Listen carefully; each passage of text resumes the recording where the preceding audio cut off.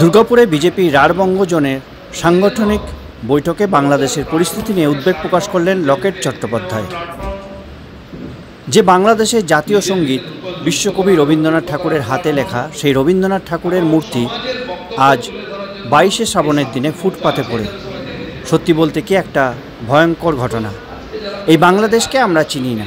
প্রতিবেশী রাষ্ট্র বাংলাদেশে রবীন্দ্রনাথ ঠাকুরের মূর্তি ভাঙার ঘটনায় বুধবার এইভাবেই নিন্দা প্রকাশ করলেন প্রাক্তন বিজেপি সাংসদ লকেট চট্টোপাধ্যায়।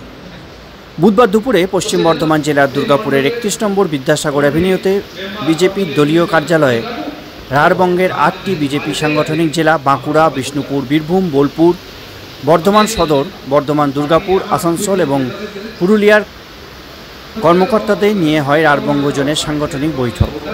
এই বৈঠকে উপস্থিত ছিলেন দলের সাংগঠনিক সহ সম্পাদক সতীশ ধুন্দ, হুগলির প্রাক্তন সাংসদ তথা রাঢ়বঙ্গ জোনের ইনচার্জ লকেট চট্টোপাধ্যায়, বিজেপির প্রাক্তন রাজ্য সভাপতি দিলীপ ঘোষ, রাঢ়বঙ্গ জোনের কনভেনার দুর্গাপুর পশ্চিমের বিজেপি বিধায়ক লক্ষণ ঘড়ুই ও দেবতনু ভট্টাচার্য, শালতরার বিধায়ক চন্দনা বাউরি সহ অন্যান্যরা।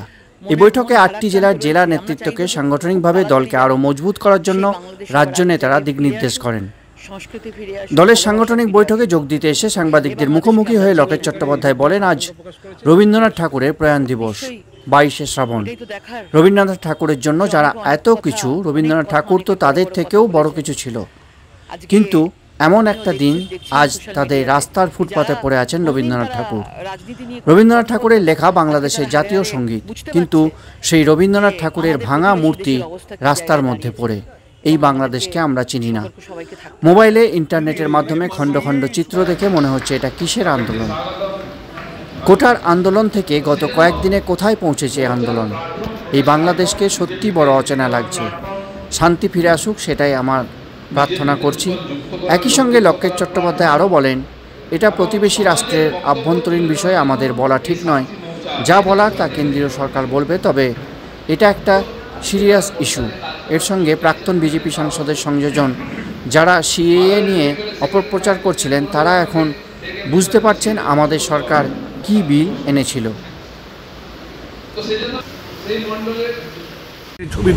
কি বলবেন, প্রতিক্রিয়া কি? এখন প্রতিবেশী দেশ নিয়ে আমাদের বলবে, কেন্দ্রীয় সরকার বলবে, সেটা মনে করি যে তাদের আভ্যন্তরীণ যে বিষয় নিয়ে আমার কথা বলা উচিত না। অত্যন্ত অত্যন্ত সিরিয়াস ইস্যু এটা। যেভাবে আমরা ইন্টারনেটের মাধ্যমে সোশ্যাল মিডিয়াতে যে ধরনের আমরা খণ্ড খণ্ড চিত্র দেখতে পাচ্ছি, ভয়ঙ্কর। এবং এটাই বলবো যে মানে এটা কিসের আন্দোলন, এই বিপ্লবটা কিসের বিপ্লব, এটাই বোঝাই যাচ্ছে না। কোটার বিপ্লব থেকে শুরু করে এটা কোথায় চলে গেছে। এই বাংলাদেশকে আমরা কখনো দেখিনি। এই বাংলাদেশকে আমরা, বাংলাদেশের পারস্পরিক সম্পর্ক, বাংলাদেশের ভাষা, বাংলাদেশের সংস্কৃতি, কালচার আমাদের সাথে ভীষণ মেলে, পশ্চিমবঙ্গের সাথে। কিন্তু এই বাংলাদেশ যেন অচেনা লাগছে। এবং বাংলাদেশে শান্তি ফিরে আসুক। এবং যারা ওখানে, বিশেষ করে যারা সংখ্যালঘুরা রয়েছেন, যেভাবে চিত্র সামনে আসছে অত্যন্ত ভয়ঙ্কর। এবং আশা করি আমাদের কেন্দ্রীয় সরকার, আমরা সবাই, প্রত্যেকটা মানুষ এখান থেকে তাদের জন্য প্রার্থনা করছি এবং তারা আবার সেই আগের মানে শান্তি ফিরে আসুক, মঙ্গল হোক তাদেরকে। কারণ খুব চিন্তায় আছি আমরা। তো আমাদের কাছে সবাই ভাবতো কি আছে, সেটা কেউ বুঝতো না। সিএ নিয়ে অনেক কিছু বোঝানো হয়েছিল, সিএ নিয়ে, কিন্তু মানুষ এবার বুঝতে পারছে যে আমাদের সরকার কী বিল নিয়ে এসেছিল, সেটা আজকে আমাদের কত কাজে লাগবে। এবং আমাদের কত লোককে আমরা রয়েছি, আমরা দেখতে পাচ্ছি যে কত মানুষ আস্তে আস্তে করে মানে এখানে সংখ্যালঘুরা আমাদের এখানে আসবার জন্য মানে মুখিয়ে আছে। কারণ এত অত্যাচার দেখা যাচ্ছে। এপার বাংলায় যখন দেখা যাচ্ছে, তো সমগ্র ভারতবর্ষ জুড়ে আজ কবিগুরুর প্রয়াণ দিবস পালিত হচ্ছে, তেমন দেখা যাচ্ছে ওপার বাংলায় কবিগুরুর মূর্তি ভাঙা হচ্ছে। কতটা নিন্দা। রবীন্দ্রনাথের 22শে শ্রাবণ এবং আজকের দিনে যারা রবীন্দ্রনাথকে নিয়ে এত কিছু, রবীন্দ্রনাথ তো তাদের কাছে অনেক বড় কিছু ছিল। আজকে রবীন্দ্রনাথ ফুটপাতে তাদের রাস্তায় পড়ে আছে রবীন্দ্রনাথ।